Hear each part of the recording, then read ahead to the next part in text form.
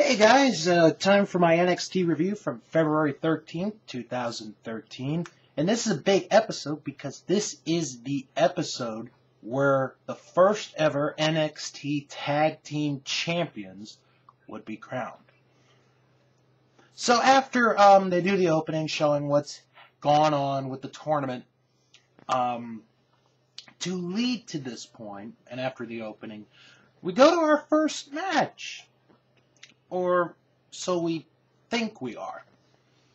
It was originally scheduled to be Mike Dalton against Axel Keegan, but we never get the match because as Axel Keegan is coming down towards the ring, Paige runs by him, chases the ring announcer Summer Rae, and Summer Rae runs away.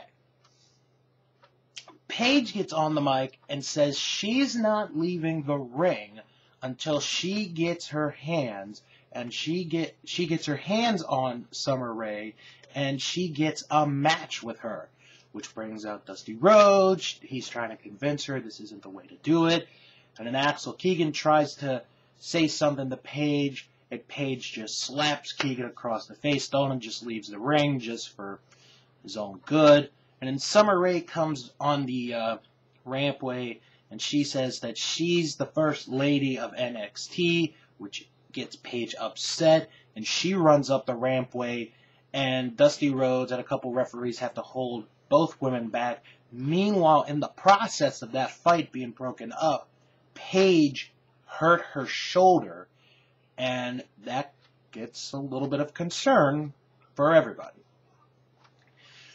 So we come back from commercial, and we see Paige's shoulder getting taped up as we now go to, I guess this would be the first match of the show, Alex Riley against Corey Graves.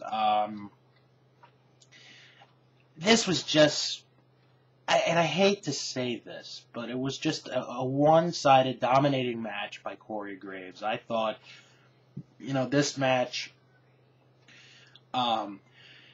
could be something, that could be, a back-and-forth match, but this was just all Corey Graves in this, and I feel bad for Alex Riley, because he really does have potential to be a star in the WWE, but it's just he's never getting the opportunity, to break out, never getting the opportunity to show his true talents, and,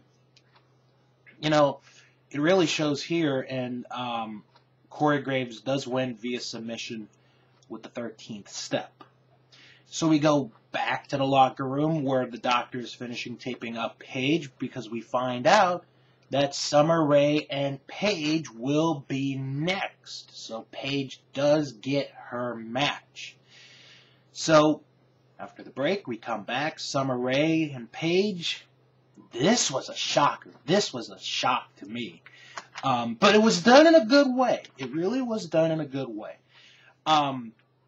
So Paige gets the early offense in, goes after Summer Rae, but the whole match, the entire match, was the focus on the shoulder of Paige, and Paige just was too hurt. The shoulder was bothering her too much. And Summer Rae ends up getting the win, beating Paige, and to the best of my knowledge, and somebody can correct me if I'm wrong in what I'm about to say, but this is the first time Paige has lost on television, which was a big shock. But like I said, this was done in a good way in this storyline. So they did this really good, I thought. So we go to the back where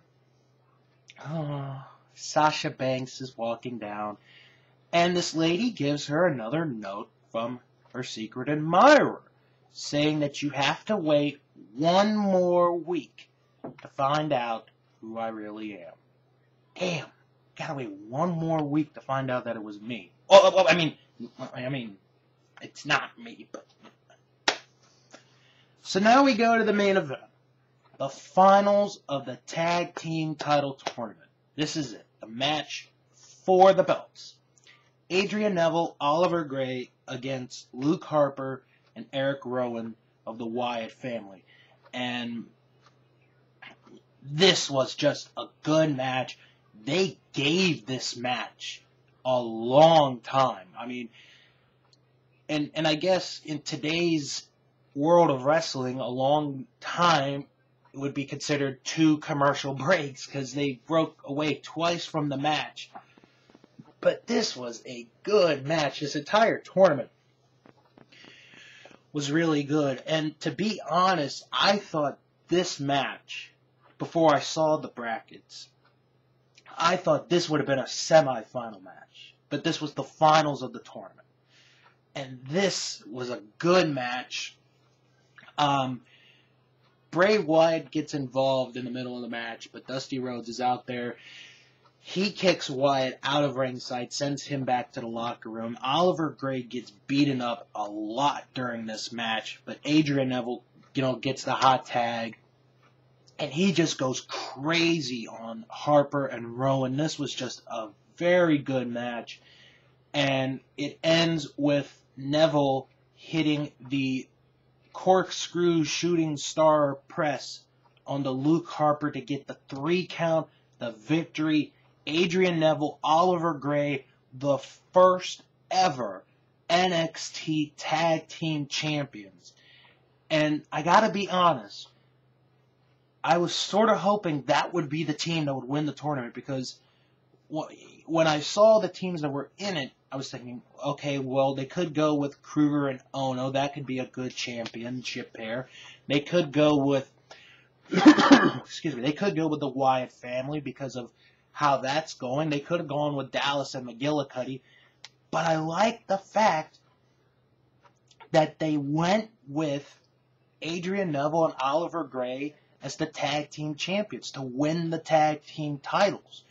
And I really enjoyed it, because this is a team that if they get brought up together to WWE, that's going to reignite the tag team division even more. And that's something that they really need as of late, because it seems like they're breaking off the tag teams here, as of late, especially with Rhodes Scholars, which really disappointed me because that was such a good tag team to watch. So you could bring up Gray and Neville, within the next year, and that would just be a terrific tag team right there. But this was a good episode of NXT, headlined by a very good championship match. The first ever NXT Tag Team Champions crown. The right team, I think, won in the end, although I wouldn't have been upset if Harper and Rowan had won. I really would not have, but this was just a good match, good way to end the tournament, and the right team, I think, came out in the end. Now, I'm not going to compare, and I'm going to make this real quick, I'm not going to compare the tag team tournament to the NXT heavyweight title tournament, because I didn't get to see that tournament, so I can't really say which of the two were better. But that tag team tournament, every match, had action-packed from beginning to end. Excuse me. And I really enjoyed it. That's what made that tournament good, it was enjoyable to watch. It wasn't one where it was like, kill me.